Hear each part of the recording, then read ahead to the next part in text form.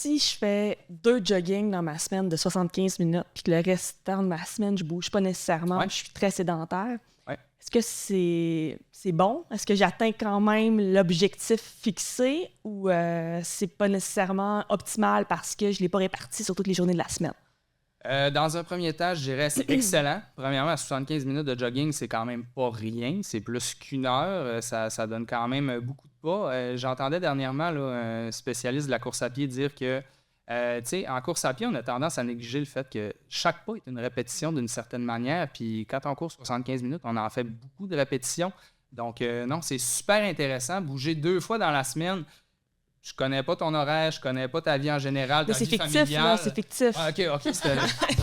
En tout cas, mais... Ben, pas tellement, mais... C'est super intéressant. Par contre, là, ce qu'il faut regarder, puis je l'ai mentionné tantôt, c'est vraiment de séparer activité physique et temps sédentaire. Moi, je sépare les deux.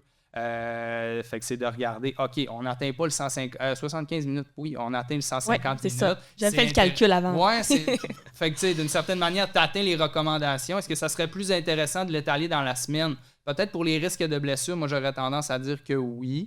Mais encore là, peut-être que c'est spécifique à une programmation, je ne le sais pas. Mais rendu là, c'est intéressant.